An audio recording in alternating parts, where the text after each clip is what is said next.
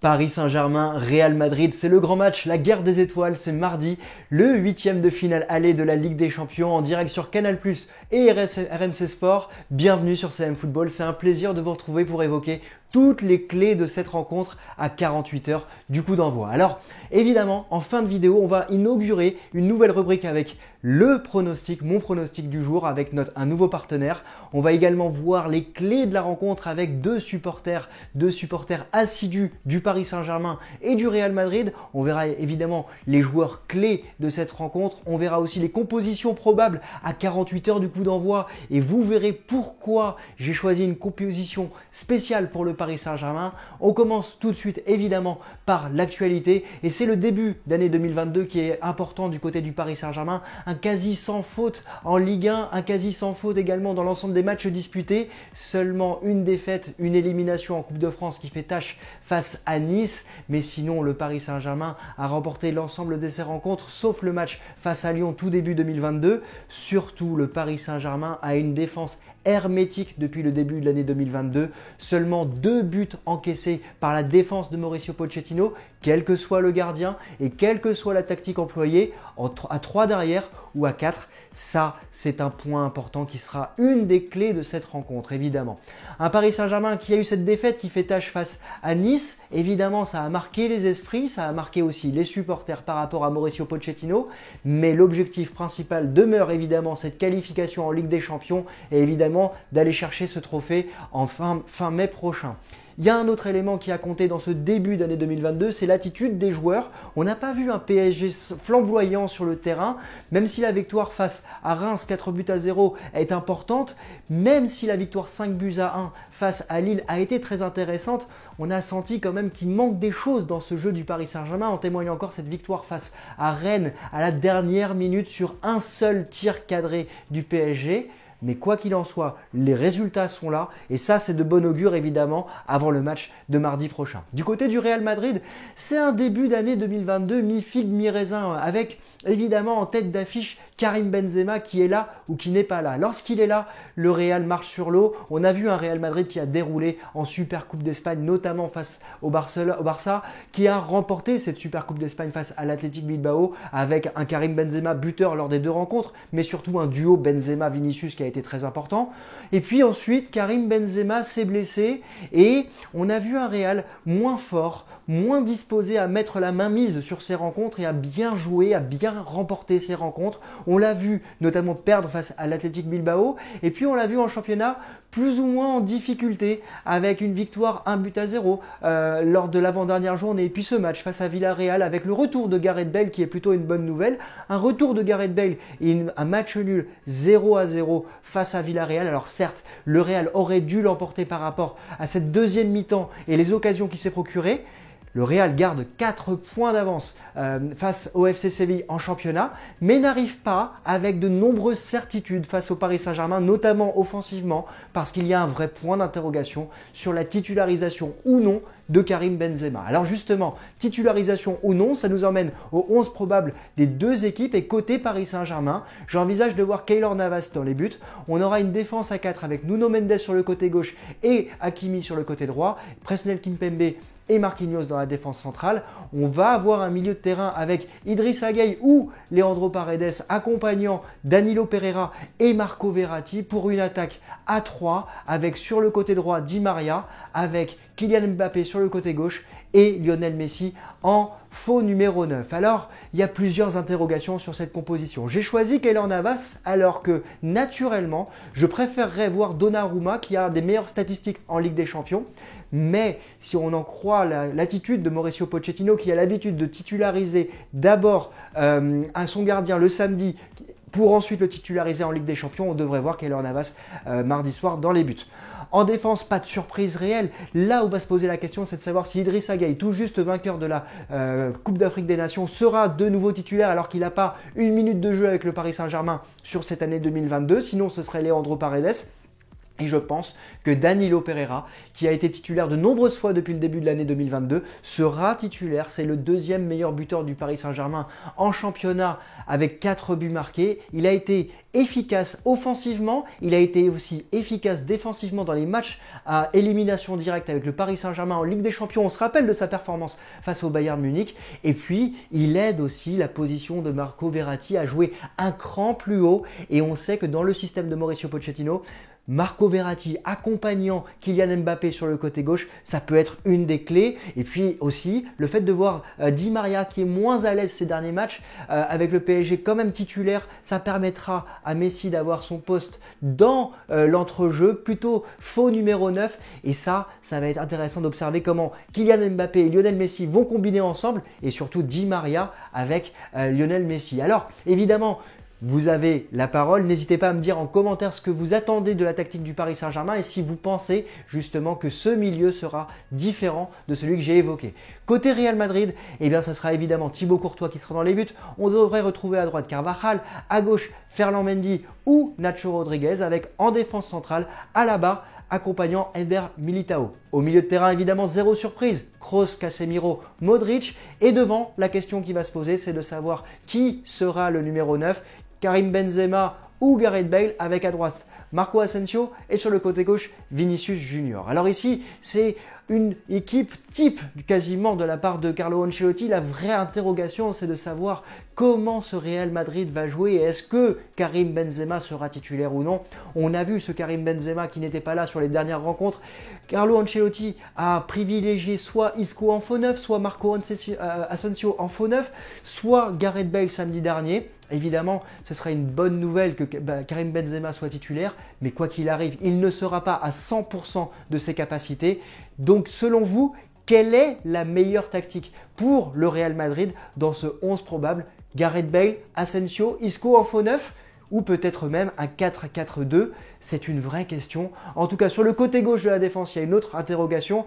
On sait quasiment que Marcelo ne sera pas titulaire. Ferland Mendy revient de blessure et pourrait avoir des minutes face au Paris Saint-Germain. Sinon, ce serait Nacho qui pourrait être titulaire sur le côté gauche. Alors, on va passer aux clés de cette rencontre. Et pour ces clés, comme d'habitude, j'ai l'habitude de recevoir, d'inviter des supporters de chacun des deux clubs. On va recevoir Arthur, côté Paris Saint-Germain. Arthur, il gère notamment le Journal des Princes sur Twitter. Je vous invite à aller suivre ce mensuel qui est très intéressant et de qualité. Et de l'autre côté, plus besoin de le présenter, c'est Thomas, il est responsable de la chaîne Chronique Foot, c'est un supporter du Real Madrid et il va nous donner sa clé du match côté Real Madrid. Salut Christophe, merci beaucoup de l'invitation. Alors mes clés côté PSG pour affronter ce Real Madrid, je pense qu'on se dirige vers un match assez équilibré, avec deux équipes qui ne devraient pas forcément chercher la possession, notamment dû aux facilités dans la relance et dans les contre-attaques avec Mbappé, avec Vinicius, ça va super vite devant.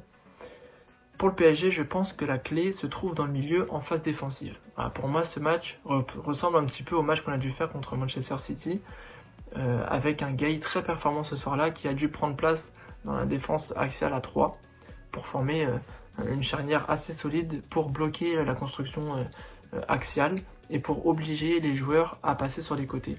Voilà, je pense qu'aujourd'hui, on peut avoir confiance à ce Mendes qui est très en confiance.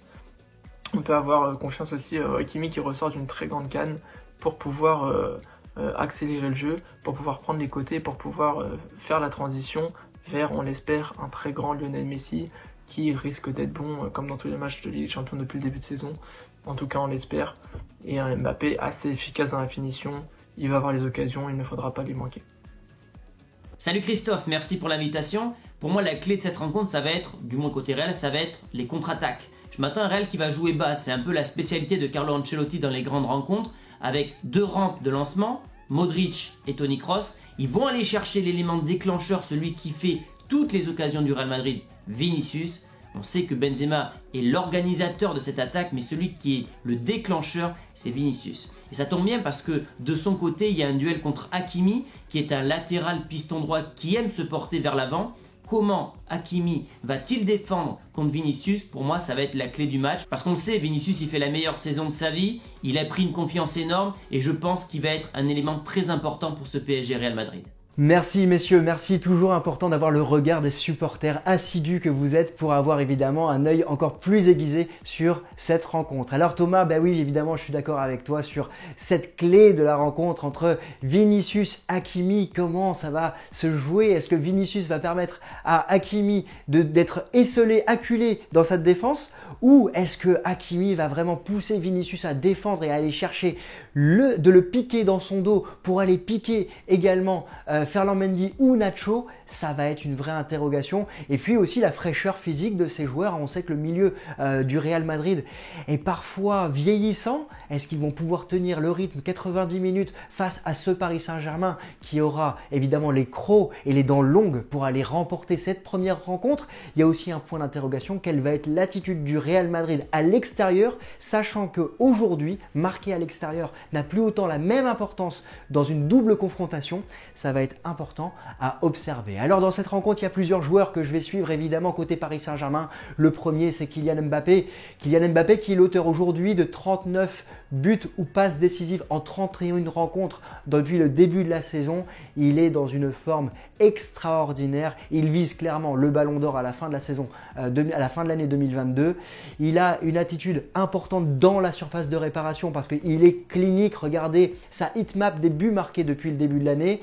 Et puis, il sait être présent jusqu'à la dernière seconde comme face à Rennes. Il aura à cœur évidemment de montrer à tous les supporters du Paris Saint-Germain qu'il est dédié corps et âme à son club.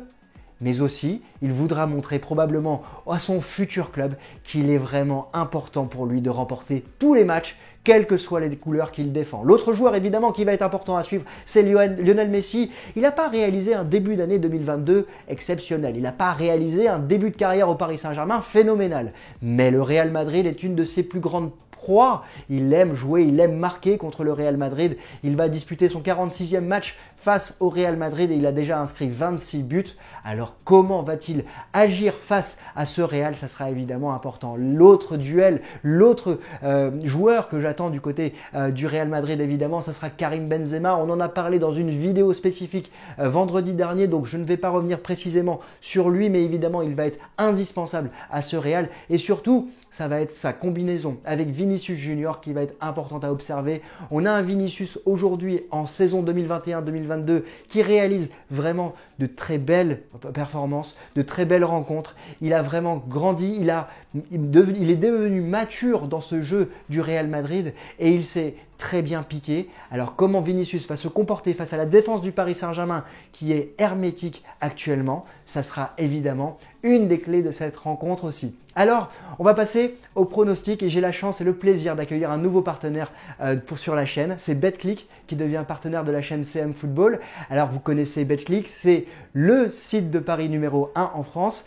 Il nous accompagne et avec le code CM Football, votre premier pari est remboursé jusqu'à hauteur de 200 €. Si votre pari est raté, donc vous pouvez prendre tous les risques avec le lien qui sera affiché dans la description qui vous renverra vers cette page. Et évidemment, vous le savez, vous connaissez, vous avez certainement vu Betclic sur d'autres chaînes sur YouTube. Ça m'aide beaucoup à développer la chaîne et à contribuer à la pérennité de la chaîne.